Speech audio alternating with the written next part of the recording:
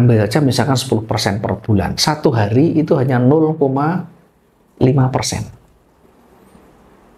Kecil sekali. Nah, karena yang diminta bagaimana kita menggunakan target yang realistis dan aman, ya, maka saya sampaikan 0,5% per hari itu sangat aman. Tentu nanti seiring waktu kemampuan kita bertambah, pengalaman kita juga bertambah, kita bisa menaikkan sesuai dengan skill kita, sesuai dengan kemampuan kita.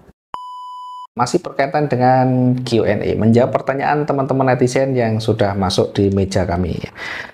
Pertanyaan selanjutnya, Bang, market yang volatilitasnya tinggi tiap jam berapa saja ya? Market yang volatilitasnya tinggi tiap jam berapa saja? Sebenarnya kalau yang betul-betul volatilitas yang tinggi tidak ada yang pasti ya, tetapi ada jam-jam di mana di situ ada sesi pasar yang ramai. Jam berapa? Sesi Eropa masuk itu sudah mulai volatilitas sudah mulai tinggi, tetapi yang puncak itu sebenarnya di jam-jam malam ya. Jam 2 siang waktu Indonesia Barat itu Eropa, sesi Eropa mulai masuk ya, sehingga di jam 2 atau jam 1 kan mulai, jam 2 itu sudah mulai ada pergerakan yang mulai tinggi ya. Tetapi kalau volatilitas yang puncak dengan pergerakannya itu berada di pertemuan dua sesi pasar, yakni sesi Eropa dan sesi Amerika. Jam berapa itu? Jam 19.00 waktu Indonesia Barat atau jam 20.00 waktu Indonesia Barat ya, antara jam 7 dan 8 itu sampai jam 10 sampai jam 11 malam. Disitulah market di mana volatilitas lebih cenderung tinggi. Di jam-jam itu juga biasanya news itu dirilis ya. Ini mudah-mudahan nanti bisa diuji, bisa dicoba di jam-jam itu. Kalau suka dengan volatilitas yang tinggi, kita bisa manfaatkan, kita punya skill di sana, bagus sekali untuk mendapatkan target itu bisa cepat. Tapi jangan lupa ada sebagian orang yang tidak suka dengan market dengan volatilitas yang tinggi. Berikutnya, bukankah ketika volatilitas yang tinggi sulit dibaca arah pergerakannya? Sebaliknya kalau candle pendek kita tinggal nentuin left sama marginnya. Ya, tadi sudah kita bahas. Tidak semua orang cocok dengan volatilitas tinggi. Demikian juga dengan pergerakan yang datar, tidak semua orang cocok. Ada orang-orang yang, teman-teman yang suka dengan volatilitas yang tinggi, memanfaatkan pergerakan naik turun dengan cepat. Ada juga yang pasar itu santai ya, pasar itu datar, sehingga ketika entry tidak terlalu banyak deg-degan. Nanti targetnya sekian dengan resiko sekian ya, itu ada ketenangan, ada sebagiannya seperti itu. Ya, semuanya silakan sesuaikan dengan style teman-teman semuanya. Kalau dengan volatilitas tinggi itu dirasa membahayakan dan berisiko tinggi, maka lebih baik hindari dan cari pergerakan-pergerakan yang slow, yang pergerakan yang santai. Demikian juga teman-teman yang suka dengan volatilitas yang tinggi, maka masuk di area di market di mana di situ ada pertemuan dua sesi Amerika dan Eropa ya. Berikutnya, bagaimana cara belajar konsisten, Pak? Cara belajar konsisten, maksudnya cara belajar konsisten itu mungkin cara kita untuk bagaimana konsisten dengan target kita, dengan resiko kita ya.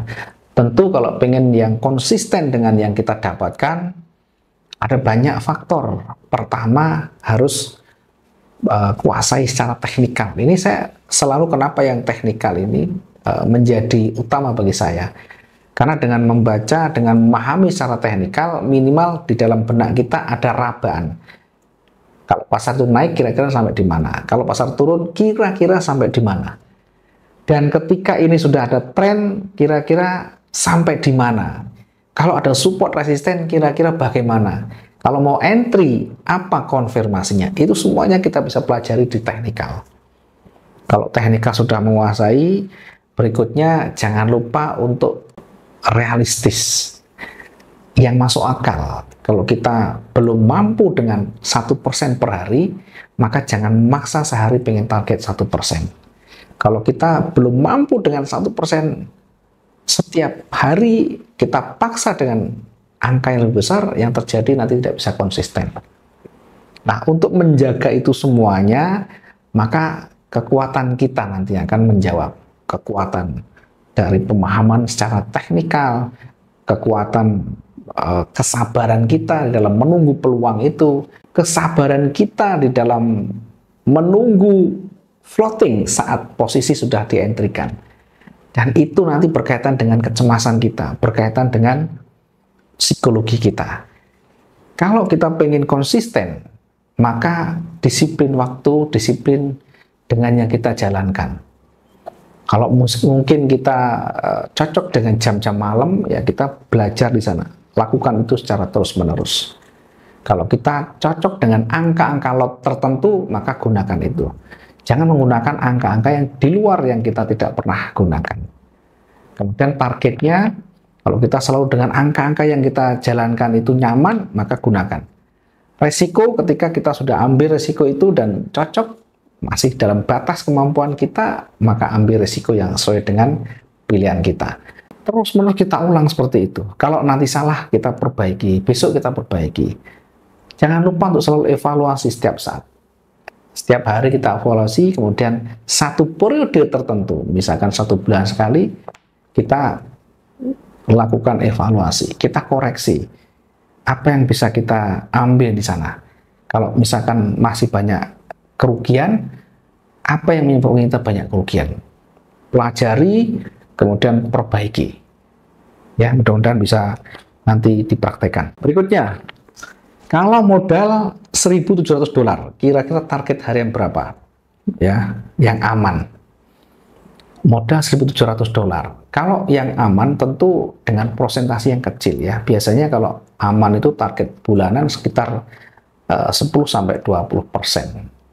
Ambil saja misalkan 10% per bulan. Satu hari itu hanya 0,5%. Kecil sekali. Nah, karena yang diminta bagaimana kita menggunakan target yang realistis dan aman ya, maka saya sampaikan 0,5% per hari itu sangat aman. Tentu nanti seiring waktu kemampuan kita bertambah, pengalaman kita juga bertambah, kita bisa menaikkan sesuai dengan skill kita, sesuai dengan kemampuan kita. Berikutnya, kalau forex kan ada broker, kalau saham ada nggak sih Bang?